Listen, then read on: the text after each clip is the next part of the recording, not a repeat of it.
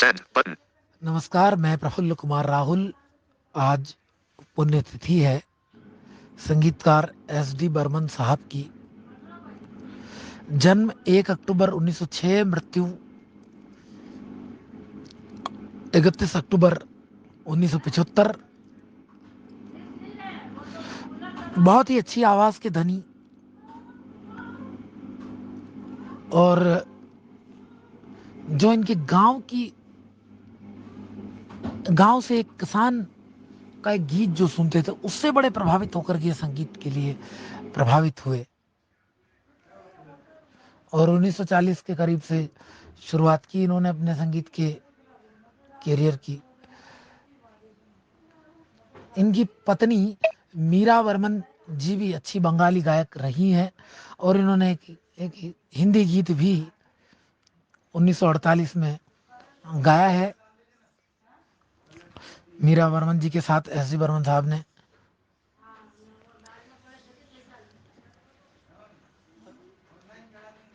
और आराधना तक इनके बहुत ही अच्छे अच्छे गीत आए इनकी आवाज में और बाद में कुछ फिल्मों के गीत रिलीज हुए।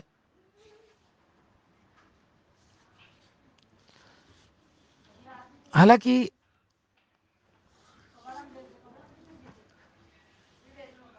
एस डी बर्मन साहब ने रफी साहब से और किशोर दास से बहुत सारे गीत गवाए, मधुर मधुर, बहुत अच्छे अच्छे। और लेकिन मुकेश जी के साथ जो इनका साथ रहा है उस पर मैं जो सटीक टिप्पणी कर रहा हूँ उसको कोई दिल पर ना ले। ये केवल और केवल एक जानकारी के लिए है। एक तो ये सबसे पहले मुकेश जी पर उनकी आवाज पर ज्यादा टिप्पणी किया करते थे और एस डी बर्मन साहब को मुकेश जी की आवाज बिल्कुल पसंद नहीं थी। उन्हें विवशता से ये गाने गवाने पड़े हैं मुकेश जी से। और ये सब कुछ मुकेश जी को पता होते हुए मुकेश जी ने गाए हैं गीत। ताजुब की बात तो ये है कि एस डी बर्मन साहब का ही संगीतबद्ध किया हुआ गाइड फिल्म का गीत दिन ढल जाए हाय रात ना जाए पर मुकेश जी उस गीत को सुन करके रो पड़े थे और फिर उसके बाद रफी साहब को उन्होंने इस गीत के लिए दाद दी और ये कहा कि ये कितना अच्छा गाता है ये आदमी। मुकेश जी ने रफी साहब से फिर मजाक में ये भी कहा कि आप एक काम कीजिए, मेरे खर्चे पर फॉरेन चले जाइए 2-3 महीने के लिए, क्योंकि आपको जो अच्छे अच्छे गीत मिलते हैं 2-3 महीने के लिए कुछ हमें भी मिलेंगे। क्योंकि दोस्ताने में तो ऐसी बात चलती ही है और वो दोनों बहुत अच्छे दोस्त थे। पर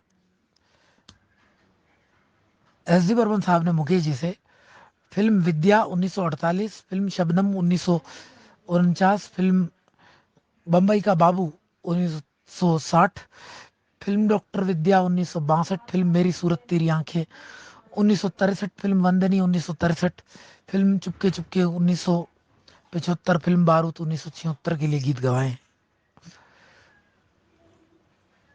इसमें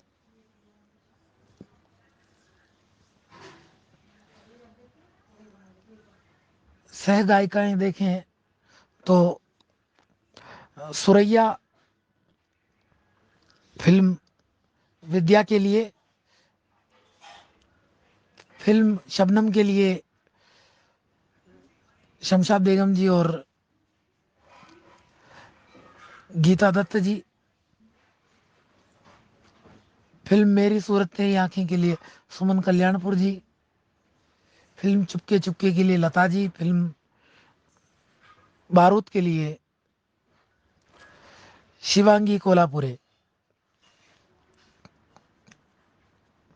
इसमें 2 बार ऐसा हुआ है कि एस डी बर्मन साहब ने मुकेश जी की ही बनाई हुई धुन को अपने नाम पर कर दिया। आप ये बात सुनकर के चौंक पड़ेंगे, लेकिन इस बात का प्रमाण ये है कि फिल्म बम्बई का बाबू का जो गीत चल रही सजनी अब क्या सोचे, ये एक पारंपरिक गीत है और इस गीत की लेखनी पर भी अपना नाम, हाँ, ये मजरू सुल्तानपुरी साहब का नाम चिपका हुआ है। और धुन इसकी मुकेश जी ने बनाई थी 1940 के करीब ही, जब उनकी बहन की शादी थी, उसी में ही वो इस गीत को गा चुके थे पहले। यह हो सकता है कि इसके म्यूजिक अरेंजिंग की वजह से एस डी बर्मन साहब का नाम रख लिया गया। अब अगली बात यह है कि फिल्म बंदनी का गाना जो शैलेंद्र साहब का लिखा हुआ था, जिसकी धुन बहुत पहले ही मुकेश जी बना चुके थे, और ये गाना रखना था बंदनी फिल्म में, तो ये जो गाना गाया, इस फिल्म के संगीतकार भी एस डी बर्मन साहब थे, तो इन्होंने ये भी गाना संगीत की दृष्टि से अपने नाम पर कर लिया।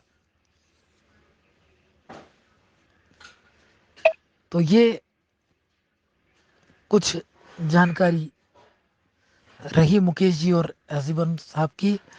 और एस डी बर्मन साहब का जो सबसे ज्यादा लगाव था वो किशोर दा से था।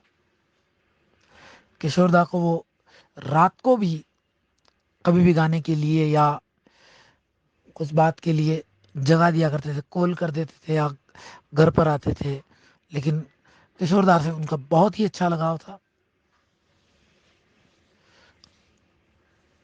इतना अच्छा लगाव कि जैसे एक बाप बेटे का होता है। और उन्होंने किशोर दा से बहुत सारे गीत गवाए। तो यही जानकारी है, हम उन्हें श्रद्धांजलि अर्पित करते हैं।